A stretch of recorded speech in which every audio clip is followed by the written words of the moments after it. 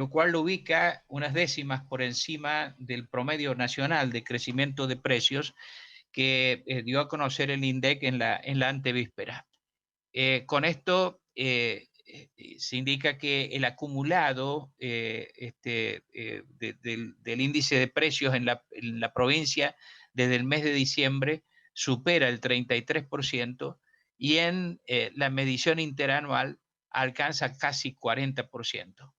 El licenciado Mariano Cosolino es el director de Estadísticas y Censos de la provincia y le hemos pedido que nos atienda para que nos explique si ve particularidades que puedan o que deban destacarse en esta última medición del índice de precios al consumidor en el ámbito de la provincia de San Luis. Cosolino, buen día, ¿cómo está?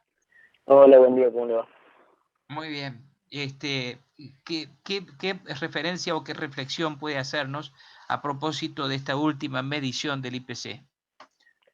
Bueno, esta es la medición la que ha dado más alta en lo que va del año, pero es más o menos lo que se esperaba en la medida de que la economía, en San Luis y en la Argentina en particular, empieza a transitar, no digo por la normalidad, pero sí por ciertos caminos donde empiezan a levantarse ciertas restricciones y empieza a funcionar todo, o en un gran porcentaje, las actividades económicas.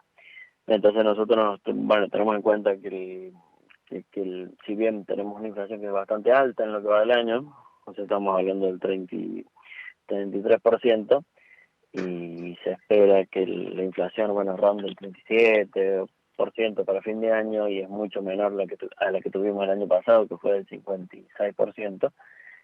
También lo que hay que entender es que se ha dado en un contexto muy particular de una pandemia donde hubo millones de cuestiones, como decía, muy particulares, pero en lo que tiene que ver con precios también hubo muchas restricciones. Entonces estamos hablando de precios máximos, de tarifas congeladas, de la tarifa de nafta que empezó a subir ayer nuevamente, pero también que estaba por debajo de los aumentos esperados en lo que tenía que ver dentro del año. Los alquileres también estuvieron congelados.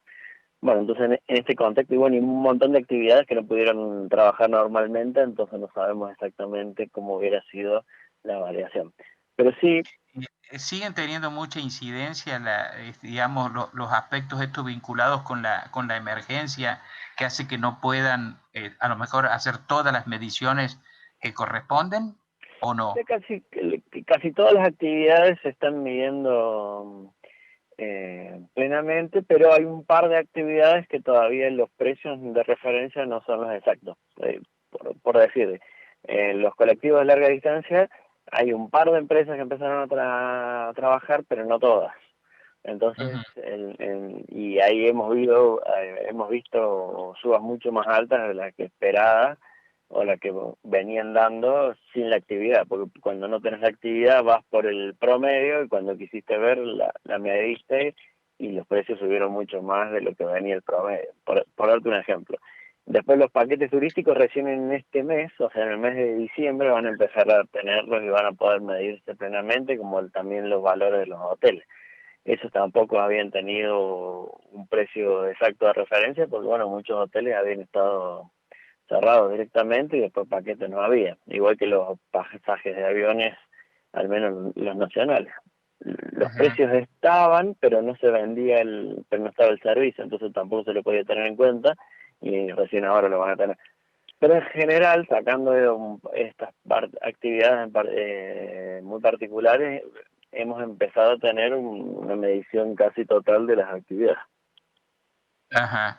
Y por ejemplo, no sé cómo se contemplan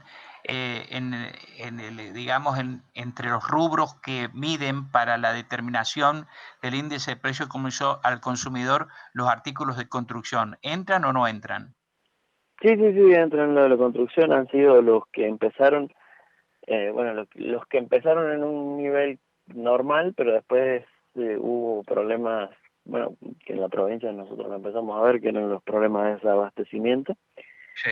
Y quisieron que algunos precios subieran de una forma más que abrupta, pero también ahí empezó a haber otros factores que tienen que ver con la especulación sobre el dólar y demás que hubo, sobre todo en lo que tuvo que ver con el hierro, si recuerdan ahí, por ejemplo, lo que pasó con la provincia y los problemas que hubo con el distribuidor que tenemos directamente de Asindar, lo único que tenemos en la provincia, que empezó a acaparar y vendía con otros artículos. Bueno, se armó toda una movida con eso, pero fruto de la especulación. Por eso digo, en una economía tan particular donde ayer INDEC también publicó la capacidad ociosa de la economía, que estamos hablando de un 60%, en actividades como los autos, en la construcción de autos un 40%, entonces donde todo está trabajando, empezaron todos a trabajar, pero también empezaron todos a trabajar con ciertas restricciones, protocolos, no todos trabajan como quisieran en la capacidad total y a su vez la demanda no da para la capacidad total, y en ese contexto también se da el tema de las especulaciones, ni hablar si sumamos el dólar. Pero bueno, retomando lo que me preguntabas de un principio, Sí. si uno toma ciertos capítulos que nosotros llamamos dentro de lo que es el informe, en lo que tiene que ver, por ejemplo, en indumentaria y en lo que tiene que ver con equipamiento del hogar, que fueron los que más aumentaron en este mes, el indumentario del 6,7, equipamiento del hogar del 5,1. Si uno ve la variación acumulada anual, el equipamiento está en el 45%, y en el de indumentaria está en el 43%. ¿Por qué los tomo estos dos? Porque esto para que uno tenga la referencia, pues son dos capítulos de dos sectores que no tuvieron grandes problemas en la pandemia. Ajá. Pudieron producir por internet, vender por internet de manera normal, obviamente que no tuvieron la misma demanda y obviamente que la producción también fue discontinuada en estos sectores. Pero dentro de todo no tuvieron todas las restricciones, y si uno mira, la inflación en estos dos capítulos es superior al 40%. ¿Y eso qué nos indicaría? Esto implicaría que es como una referencia, no exacta, para poder ver qué es lo que podría pasar en los capítulos que no tuvieron y no tienen restricciones de precios máximos o precios congelados. Y ahí podemos ver por ahí una idea un poquito más clara de lo que hubiese sido la inflación en una economía normal. O sea, que bajó, pero no bajó tanto, a eso me refiero. Claro, claro, Igual, claro. igual estamos hablando de una inflación muy alta, esto para que lo tengamos de referencia, el 3,7 de este mes es la inflación anual que puede tener Chile, ¿entendés? Entonces, digo para que entendamos también en el marco de referencia, estamos hablando de que la inflación bajó bastante, pero igual la inflación de un mes nuestra es por ahí la inflación de un año de otro país. Claro, efectivamente. Ahora, ¿qué va a acontecer cuando, digamos, desaparezcan los precios máximos o los precios cuidados que están hablando que no, a lo mejor no se van a poder mantener, desaparezcan los precios máximos que están establecidos en otros rubros o tengan que hacer algún tipo de liberación en las tarifas para aquellos que están congeladas? Bueno, ese es el gran Obviamente, interrogante para lo que nosotros esperamos, o lo que tenemos del año que viene, es cómo va a ser el gobierno para tratar de controlar la inflación cuando necesariamente tenga que descongelar tarifas, porque obviamente si bien este gobierno ha dicho que no quiere seguir con el nivel de precios de las tarifas que mantenía el gobierno anterior, lo cual no implica que no las va a dejar congeladas para siempre. Entonces lo que va a empezar a descongelar, y porque aparte también no queremos cuellos, no quieren ellos cuellos de botella con la inversión y demás, y que tengamos problemas de falta de energía y que hemos tenido en otra época. Entonces se supone que tienen que empezar a descongelar estas tarifas. En la medida que descongelen estas tarifas, vamos a ver cómo va a reaccionar el gobierno y cómo, si es que mejora sobre todo la producción. Tiene que empezar a crecer la economía para que empiecen a regularse bien los precios, y es seguro que vamos a tener un aumento de precios. El tema es si se puede controlar y mantener, al menos para el año que viene, el mismo nivel de inflación de este año. Si mantienen el mismo nivel o un nivel un poco menor, como pusieron en el presupuesto 2021, que era del 28%, creo 29%, mira, con decirte que estén un 30, un 32, yo creo que sería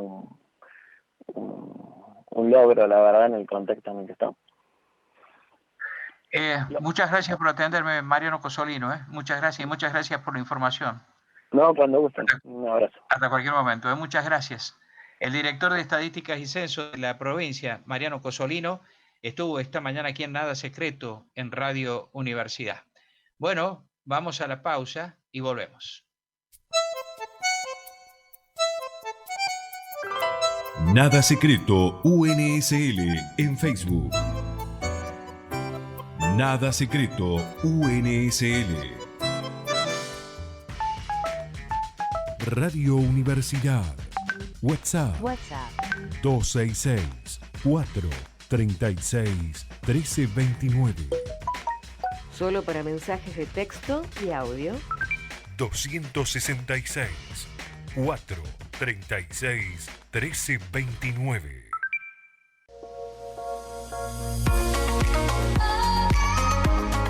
El Laboratorio de Investigaciones en Ciencias del Comportamiento LISIC, la Facultad de Psicología de la Universidad Nacional de San Luis y EDESAL invitan a la 30ª entrevista sobre salud mental en contexto de pandemia. Salud mental, pandemia y políticas públicas. Serán panelistas el doctor Hugo Barrio Nuevo, director nacional de Salud Mental y Adicciones, Ministerio de Salud de la Nación.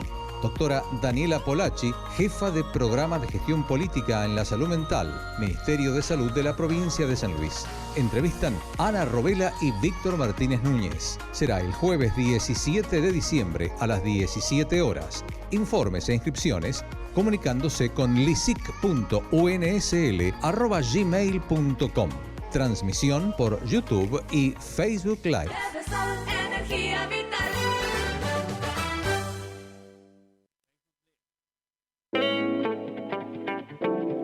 Somos L.